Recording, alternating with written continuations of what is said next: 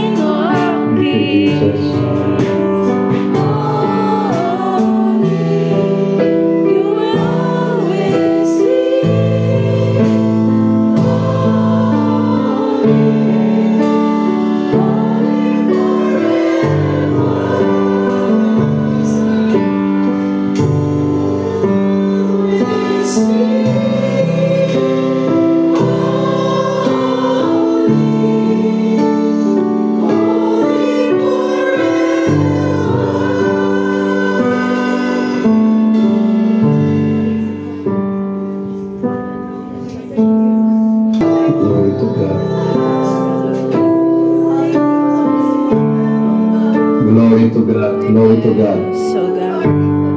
Let me pray for you. Naririnig niyo ba ako?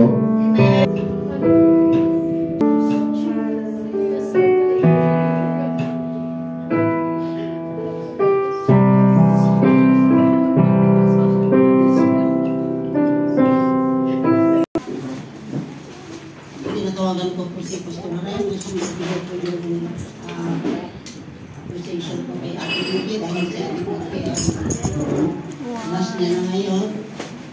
Pauwi na ng Pilipinas. So, tinatawagan ko po dito po sa harapan. Ate.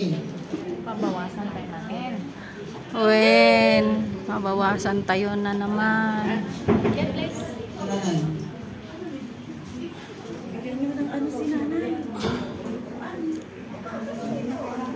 So, gusto ko lang ipaliwanag po sa inyo na meron po siyang, bibigyan po natin siya ng corona dahil sa katagal niya, Vicky, pa rin siya, Lord God, ay dito pa rin siya nagkatayo, at dito pa rin siya nagpapaalam.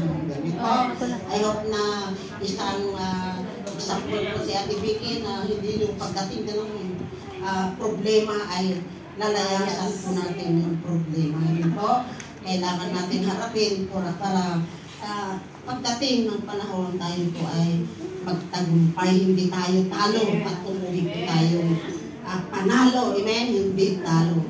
Dahil kung dito makakaranas tayo ng problema, tayo aalis, ikaw ay talo.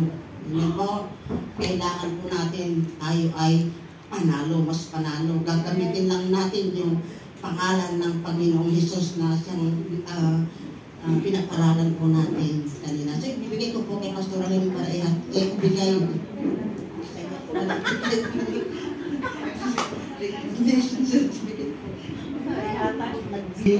Sister Vicky, sabi ng Lord, yung salita niya, "Go ye therefore and teach all nations, baptizing them in the name of the Father, and of the Son, and of the Holy Spirit."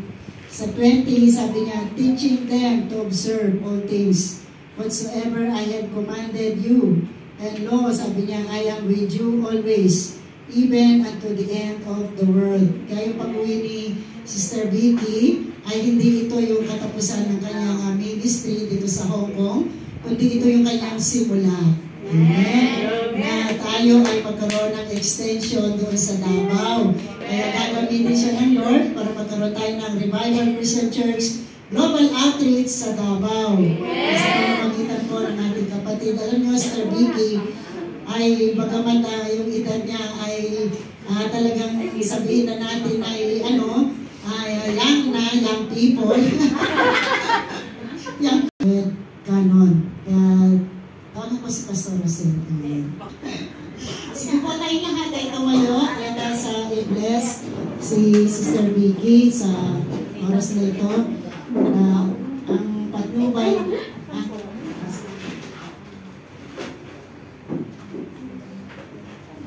So, before po, dito sa kanyang vision sa